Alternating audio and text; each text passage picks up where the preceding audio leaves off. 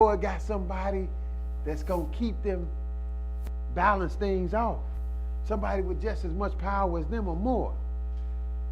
So he said, the burden of Babylon, which Isaiah saw, lift up the banner upon the high mountain, exalt the voice unto them, shake their hands, they may go into the gates of no. I have commanded my sanctified one. He is talking about the people from the east. The Lord got them set apart for his purpose. That's why he said, even my mighty ones for mine anger, even them that rejoice in my hiding. Go ahead, verse 4. The noise of a multitude in the mountains, like as a great people, a tumultuous noise of the kingdoms of nations gathered together. The Lord of hosts mustereth the host of the battle. See, the Lord of hosts mustereth the host of the battle. In other words, the Lord is bringing them all together for this war. He pulling this off ultimately because he know man want to fight, and he know the only way to stop man from fighting is to beat him into submission. Right. You can't talk to him. You know, you get to a point you can't even talk to somebody, right? And that's the way the Lord feel about man. He got to beat him into submission. So he mustered the host of the battle. That's why I said, he told in Joel, he said, Gentile, come on down, prepare war. Wake up all your mighty men, bring them down so I can beat them all at one time. That's what the Lord gonna do. And he bringing these ones from the east before he actually intervened. Go ahead, verse 5. They come from a far country. From a far country. Go ahead. From the end of heaven. Even the Lord and the weapon of his indignation to destroy the whole land. See, that's what the Lord's doing. He doing all of this. Then he going to intervene personally. Skip down to verse 9 and go ahead. Behold, the day of the Lord cometh, cruel, both with wrath and fierce anger. See, again, it's not nice and pretty, but it's what the Lord wants you to know. The day of the Lord is coming, and it's going to be a cruel day, both with wrath and fierce anger, to do what? To lay the land desolate, and he shall destroy the sinners thereof out of it. That's what the Lord gonna do. Go ahead. For the stars of heaven and the constellation thereof shall not give their light. There go that sign. See, we know this is always a sign when Jesus is coming to do what he gonna do. It's going to get dark. The stars not going to shine. What else? The sun shall be darkened in its going forth. There go the sun getting dark. Go ahead. And the moon shall not cause her light to shine. See, that's the chief sign, you know, when Jesus is on his way. But now we're getting a better indication what he's on his way to do. Conquer the world. Put an end to the wars. Until then, though, you're going to have wars and rumors of war, and it's going to get worse and worse. It's going to escalate more and more, until it just be all out war. And if the Lord don't come immediately, then they would, with the weapons they got, they will wipe us all off the map. That's like I say all the time, even the scientists understand that. They got the atomic doomsday clock at the University of Chicago. And they set it close to midnight, depending on the rhetoric that's going on in the world between these nations with all these big weapons. Because they say it's the doomsday. When it strikes midnight, they say kapoop, that's doomsday. They know it's just a matter of time. They made that clock in the 50s.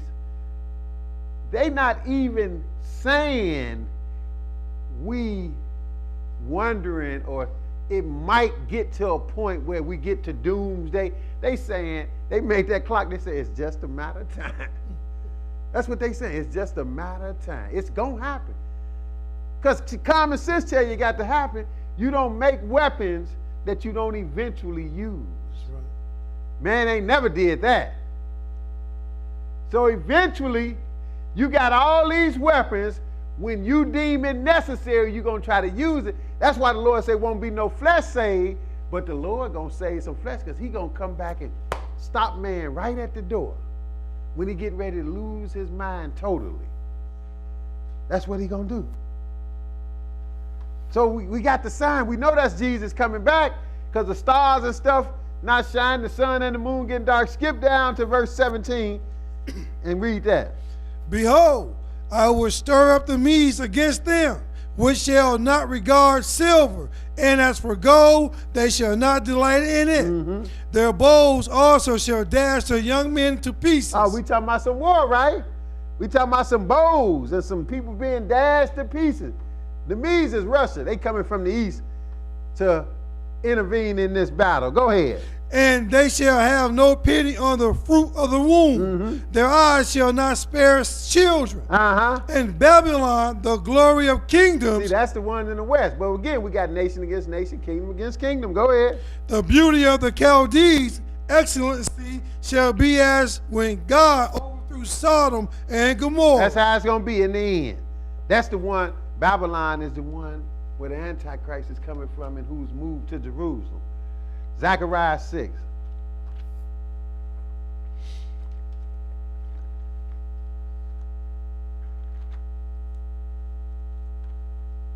Zechariah 6.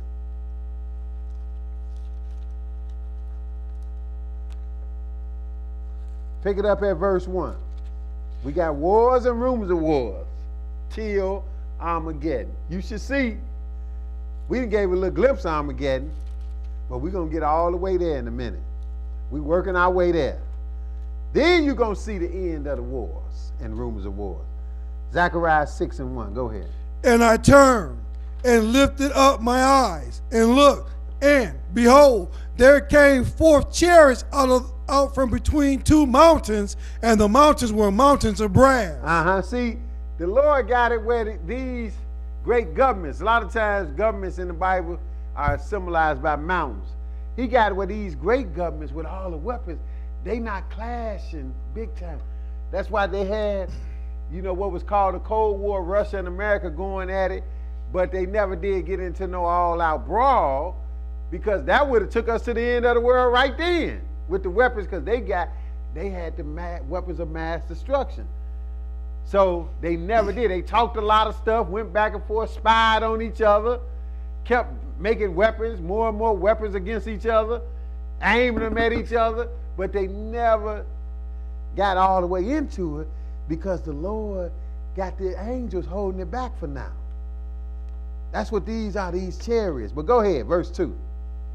In the first chariot were red horses, and in the second chariot black horses, and in the third chariot white horses, and in the fourth chariot gristle and bay horses. Go ahead. Then I answered and said unto the angel that talked with me, What are these, my Lord? And the angel answered and said unto me, These are the four spirits of the heavens, which go forth from standing before the Lord of all the earth. He said these are the four spirits of the heavens that go forth from standing before the Lord of all the earth. He going to tell you what they're going to do, though. Go ahead. The black horse which are therein go forth into the north country, and the white go forth after them, and the gristle go forth toward the south country. And the bay went forth and sought to go that they might walk to and fro through the earth. And he said, Get you hence, walk to and fro through the earth. So they walked and to and fro through the earth. Then cried he upon me, and spake unto me, saying, Behold, these that go toward the north country have quieted my spirit in the north country. See why he say the north country? Because everything is in proximity to Jerusalem. Europe is north of Jerusalem, because that's why all this is unfolding at. And then the man is going to ultimately move to Jerusalem, but it's unfolding there. It's west against east in Europe. That's where it's unfolding.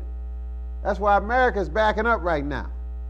But now, go to Revelation 9, and we're going to see these, how the Lord going to end this. Revelation 9.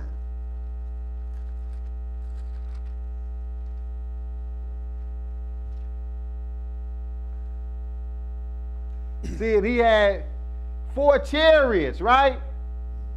We're going to see these same 4 chariots, which are angels. He said these are the 4 spirits that go forth from before the God of the whole earth. See, this is what's going to see. The Lord got spirits. He got angels holding these nations back where they not in all-out world war. Revelation 9 and 13. 9 and 13. Go ahead. And the sixth angel sounded. Now he got angels for everything. He got angels blowing trumpets. He got 7 angels going to blow. When the sixth angel sound, it's almost over. You got one more after that. It's almost over. But again, this is all about war. If you don't learn nothing else, no, we talking war.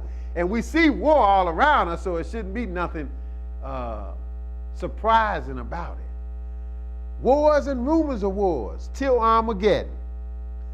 And the sixth angel sounded, and what? And I heard a voice from the 4 horns of the golden altar, which is before God, saying to the sixth angel. Now he talking to the sixth angel. Go ahead. Which had the trumpet. Which had the trumpet. He blew the trumpet. Go ahead. Loose the 4 angels. Oh, he got 4 more angels, right? He said, loose the 4 angels. Go ahead. Which are bound in the great river Euphrates. Which are bound in the great river Euphrates. He said, loose them. Because now they finna go forth. And when they go forth, as we say, it's on like popcorn. Go ahead. And the 4 angels were loose, which were prepared for an hour and a day and a month and a year, for to slay the 3rd part of men. Tell your neighbor that. For to slay what? The 3rd, a great number of men gonna get killed. Because that's what happened in war. See, if you living somewhere ain't been no all-out war where you at, you blessed for the time being. Because places where it's war, a whole lot of people get killed. Innocent people get killed. That's not even trying to fight. So he said, loose the 4 angels, which were prepared for this point, this time, for an hour, for a day, for a month, and a year, for to slay the 3rd part of men. See, this is what's going to bring the one, going to open the door, basically, and let these 2 great mountains clash. Bring the east against the west. Go ahead, 16. And the number of the army of the horsemen were 200,000. See, this is the eastern army. This is the eastern bloc. 200 million. That's 1,000. This is big time war, isn't it? That's right. You can forget about the rumors. This is war. He said wars and rumors of war. That was on the beginning, but this is where it's taking us to. Go ahead. And I heard the number of them. And thus I saw the horses in the vision, and them that sat on them, having breastplate of fire, and of jacinth, and brimstone, and the heads of the horses were as the heads of lions, and out of their mouth issued fire and smoke and brimstone. By these 3 was a 3rd part of men killed. See, this is the weapons they got. That's what John is describing. He's describing war equipment. Weapons and bombs, all kind of chemical, all kind of bombs that they got. By these 3 was a 3rd part of men killed. Go ahead. By the fire, and by the smoke, and by the brimstone, which issue out of their mouth. Go For ahead. their power is in their mouth, and in their tails. For their tails were like unto serpents. See, he saw planes and jets dropping bombs, and he ain't seen nothing like that. He's talking, this was some strange stuff to him. But he saw it, and he knew it was war because he talked about the number of the army of the horsemen. He said, for their power was in their mouth and their tails, for their tails were like unto serpents. Go ahead. And had heads, and with them they do hurt. And they do hurt, I guess so. Go to Revelation 16. We're going to wrap it up now.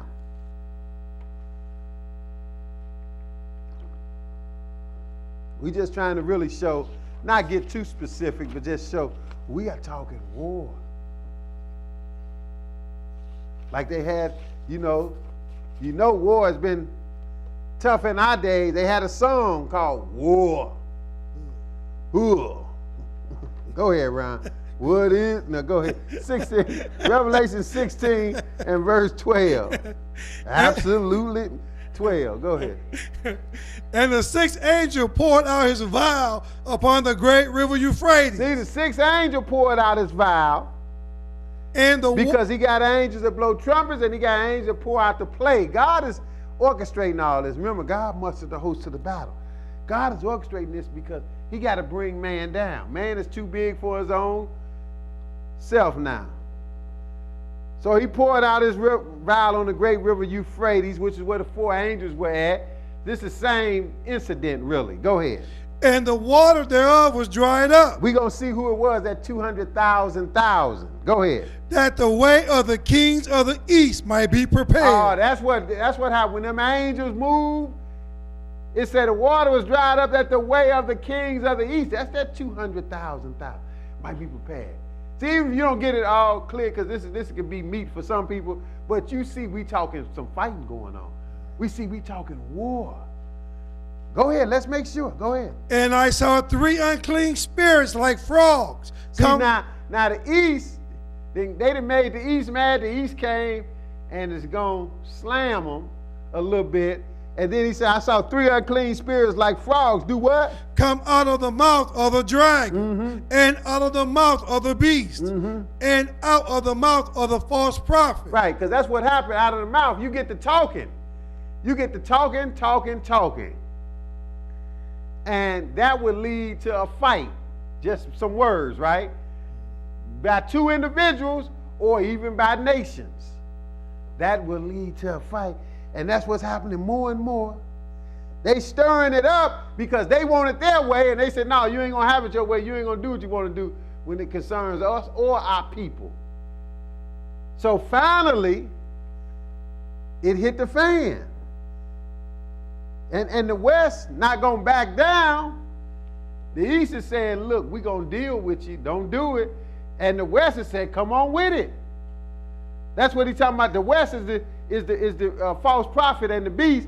That's the Babylon. We was reading about the East earlier. We was reading about the Medes coming against Babylon. Verse 13 says, I saw 3 unclean spirits like frogs come out of the mouth of the dragon. That's Satan. Out of the mouth of the beast. That's the military man in the West. And out of the mouth of the false prophet. That's the religious leader, man coming from Rome. They're going to be in the mood to Jerusalem. But what are they doing ultimately? 14. For they are the spirits of devils, working miracles. Working miracles. The guy going to have some power to do some miracles. Go ahead. Which go forth unto the kings of the earth. Unto the kings of the earth. We talking kings on this earth right here, right? Not this ain't up in heaven or out of space somewhere. Which go forth unto the kings of the earth and where? And of the whole world. And of the whole world to do what? To gather them to battle of that great day of God Almighty. Oh, they coming together to battle. This is what he talking about in Joel 3. All ye heathen, come on down to the valley of Jehoshaphat. He want them all in one place. Even Russia, he gonna smack them real good when he come. The Lord gonna deal with everybody. He going to deal with all of them because none of them know him. So, but he getting them down there. He said to go forth to the kings of the earth and of the whole world. To do what? To gather them to the battle of that great day of God Almighty. This is war, a battle, and it's the whole world. Sound like World War, right? Well, people been talking about World War III, right? Go ahead. But now he got them there. Remember, we started off, the disciples asked Jesus a very simple question, brothers and sisters. What's going to be the sign of your coming and the end of the world? And then look where we done went from there. We went fighting crazy, haven't we? But he said it, didn't he? One of the main signs where he said there shall be wars and rumors of wars. And that's what it's going to be till it's over. That's the main thing, keep man in trouble. If man wasn't fighting, if we wasn't fighting one another, it'd be love, wouldn't it? So until the Lord can stop that, there won't be no peace. So they asked that question, and Jesus proceeded to answer that question, telling them what was going to go on until he ended up intervening, because he had to intervene, because if he don't intervene, he said, there won't be no flesh left. If the days don't get shortened, he said. So, we got them all down there for world war, to the battle of that great day of Almighty, God Almighty. Then what, 15? Behold, I come as a thief. Oh, here he come now. And he going to surprise everybody. Except those of us who know and waiting on him. You know, it ain't going to be no surprise that we're going to be like, what? The Lord got to come quick. He about to kill us all. Where is the Lord at? We're going to be waiting on the Lord. But the world gonna be shocked. He gonna come like a thief, surprise you in your house. You come home, your stuff is gone. The Lord gonna surprise. I come as a thief, and what? Blessed is he that watcheth and keepeth his garments, lest he walk naked and they see his shame. See, don't be caught off guard. You should be ready. I mean, walking in righteousness, doing what you should do to please God, because he gonna come, and you don't want him to sneak up on you like a thief. 16. And he gathered them together into a place called in the Hebrew tongue Armageddon. Oh, now he got them all. And see, the Lord, he set this up. He set man up. Man don't know it. They want to rule so bad, they gonna fight each other till they ready to kill us all. And the Lord setting the stage so he can come beat them down. So he gathered them together in a place called in the Hebrew tongue Armageddon, the same as Joel 3, where he said, call it the Valley of Jehoshaphat. He got them all. He told the Gentiles to get ready, didn't he? Prepare war. Wake up all your mighty men. Just bring them all down. I don't want to have to reach too far to slap none of y'all. All y'all come on down here. So he gathered them together into a place called in the Hebrew tongue Armageddon. He got them all down there, and I think it's just about them, and then the Lord going to peel the sky back on them. And come on down. Verse 17. Revelation 17. Because this is for real. People don't know what the Lord is doing. Revelation 17.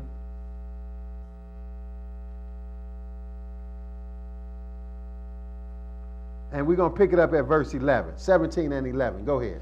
And the beast that was and is not, even he is the eighth, and is of the seven, and going into perdition. See, he said, and the beast. See, we ain't going to get into all the specifics of this, but this shows you this is the revived Roman Empire. That's why we keep saying it's from Western Europe. This is the revived Roman Empire. That's what the beast and the leader is called the beast too.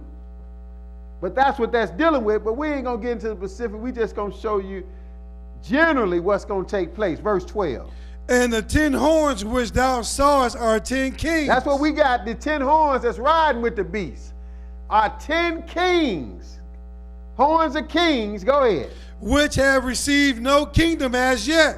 See, now they have, but at this point, when it was first understood, they hadn't. But go ahead. But receive power as king 1 hour with the beast. See, they got to eventually get it. And they receive power as kings 1 hour with the beast. And what is their goal? Go ahead. These have one mind, and shall give their power to and strength unto the beast. See, they're going to give all. See, this is going to be a United States of Europe. That's what they're building right now. These have one mind. They're going to give their power and strength unto the beast. They're going to be controlled. These are sovereign nations like France, Germany. They already got the euro. They already got one common currency. France, Germany, of course, Italy. And ultimately, it's just going to be 10 of them, even though they might have more nations in the European Economic Community. It's going to be 10 that do this. And they got a regular 10. They've been had a regular permanent 10 in what's called the Western European Union. They've been had that. They had that set up. They sealed that at 10. When they got 10, they said, that's it. Everybody else is extra.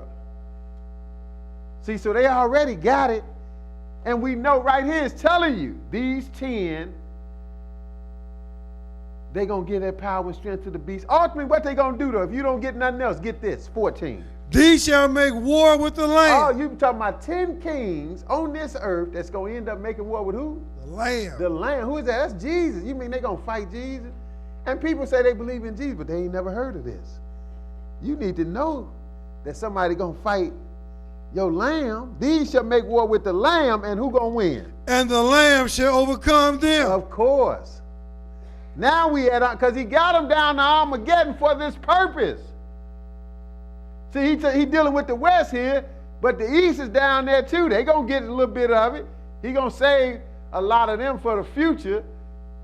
But still, he said, these shall make war with the Lamb, and the Lamb shall overcome them. Why? For he is Lord of lords and King of kings, and they that are with him are called and chosen and faithful. See, now he beating them into submission right here at Armageddon. He beating them into submission. Now he gonna rule, and you ain't gonna have no more wars once he get through with this. Because that's his goal, to rule, and they ain't gonna let him rule. That's like they fighting over Jerusalem now. Do you think if Jesus showed up and walked in the room right now and said, look, you know, Jerusalem is mine, so y'all can stop fighting over it and just leave. I'll take it from here. You did okay. You tried your best. You think they're going to do that? Man, they'll start throwing bricks and bombs at Jesus, right? Well, that's what they're going to do. Man not going to listen to God. But God planned to rule on this earth, brothers and sisters, in Jerusalem. So, but they not going to listen, so he going to have to force his will on them. Psalm 2. Keep your finger in Revelation. We coming right back. Psalm 2. Psalm 2. We coming right back to Revelation. We're going to wrap it up. 2 and 1. Psalm 2 and 1. Go ahead.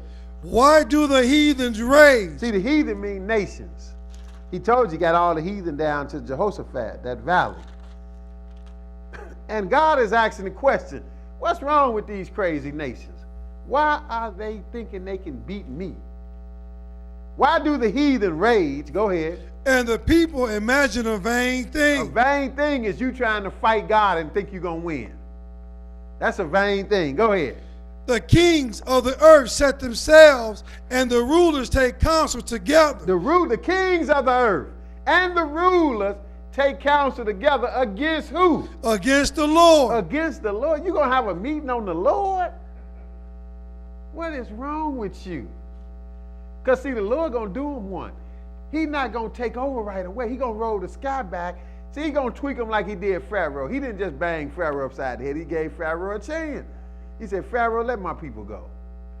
If you do it, we'll be straight. But I know you ain't going to do it, so I'm going to keep banging your head till I give you the big bang. And that's what he's going to do to the nations. He's going to even roll the sky back and not going to come all the way down right away. And they're going to be talking about, wait, we got to do something about that. This is an alien. Why do the heathen rage and they imagine a vain thing? The rulers, the kings of the earth, and the rulers take counsel together against the Lord, that's the Father, and against his anointed, that's the Son. Go ahead. Let us break their bands asunder. See, that's what they said. We don't need God. We cut the strings. We don't need God. Go ahead. And cast away their cords from us. What do God think about it? He that sitteth in heaven shall laugh. The Lord said, they funny. They got jokes. Go ahead. The Lord shall have them in derision. The Lord going to have them in derision. He going to get a chuckle off of that. Then he going to spank them right quick. Go ahead. Then shall he speak unto them in his wrath, and vex them in his sore displeasure. Yet have I set my king upon my holy hill of Zion. In the end, the Lord still has set his king, which is Jesus, on his holy hill of Zion in Jerusalem. That's what Zion is. That's why Jesus said in Matthew 5, Jerusalem is the city of the great king. Don't even swear by it. So he going to still do that like he been planning to do regardless of what they feel about it. Now go back to Revelation 19. And here he come in action. 19 and 11. Revelation 19 and 11. Go ahead. And I saw heaven open. See the sky rolling back. Go ahead. And behold, a white horse. And he that sat upon him was called Faithful and True. And in righteousness he doth judge and make war. That's what Jesus come to do. Somebody need to know that.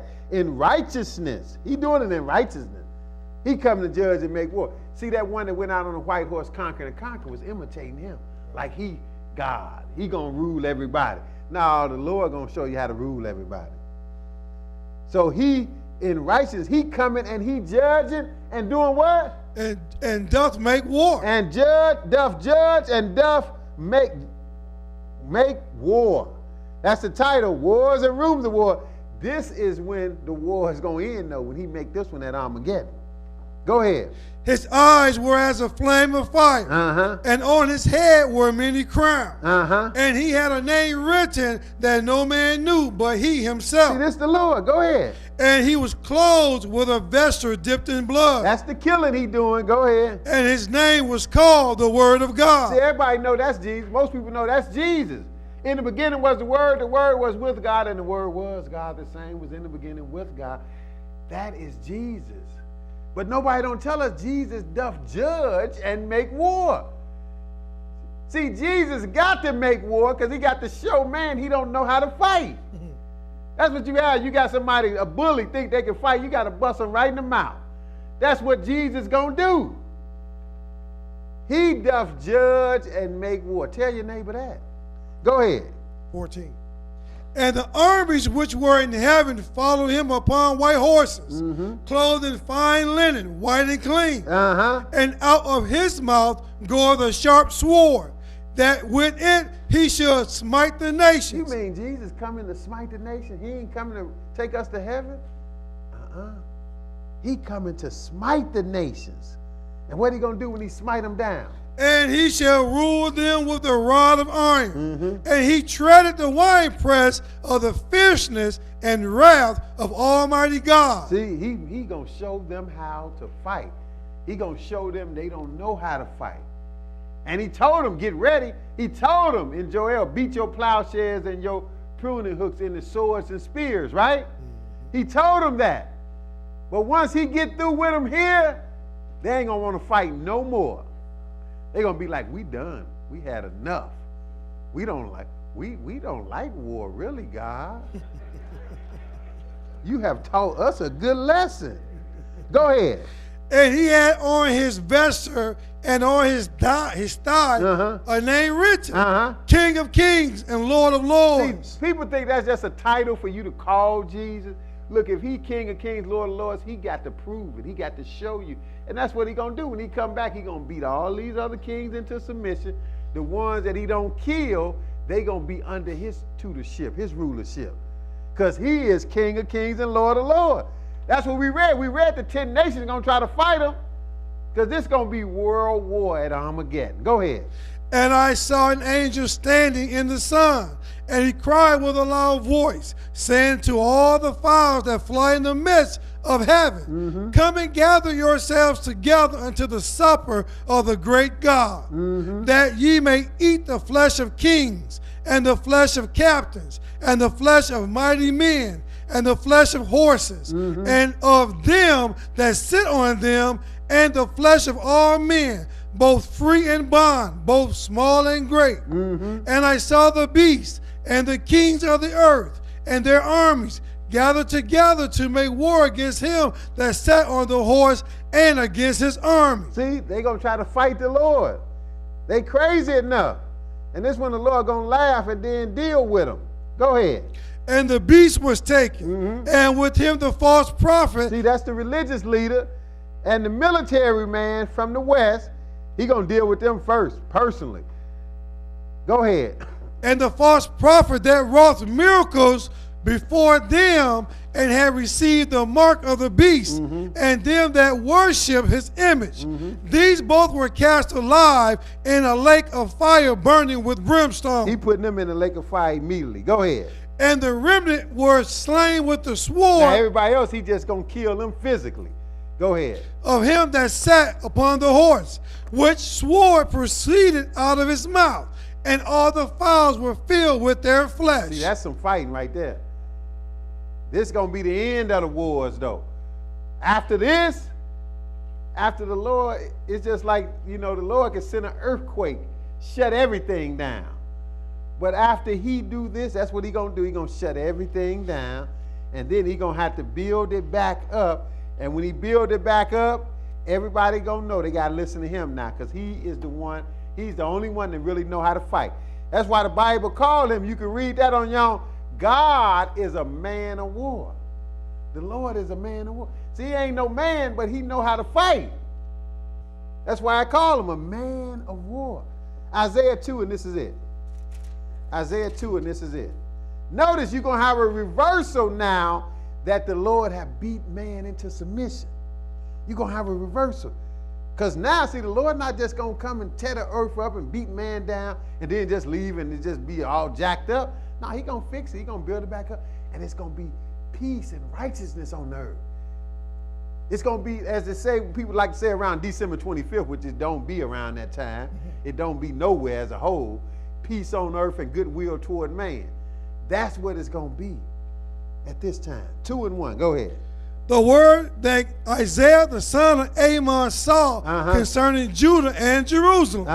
And it shall come to pass in the last days. Oh, in the last days. That's the days we living in. This is beyond us, though. This is after this final war at Armageddon. It shall come to pass in the last day. I'm going to show you we know it's after Armageddon because what the title of the lesson is, Wars and Rumors of Wars won't be no more. Because that's why I said wars and rumors of wars till Armageddon. It shall come to pass in the last days that what? That the mountain of the Lord's house shall be established in the top of the mountain and shall be exalted above the hills, and all nations shall flow into it. In other words, the Lord going to be the top dog. It's going to be the top government. The rulership is going to be the Lord. Everybody going to have to, all nations going to have to get their instructions from him. Verse 3. And many people shall go and say, Come ye, let us go up to the mountain of the Lord, to the house of the God of Jacob. To the house of the God of Jacob. That's the only God. Go ahead. And he will teach us his way, and we will walk in his path. For out of Zion shall go forth the law, and the word of the Lord from Jerusalem. From Jerusalem, the Lord going to be sitting on the throne over there, ruling, passing out instructions to the whole world. Out of Zion shall go forth the law, and the word of the Lord from Jerusalem. Not Moscow, not D.C., from Jerusalem. Because the guy sitting there going to rule everybody. Go ahead, verse 4.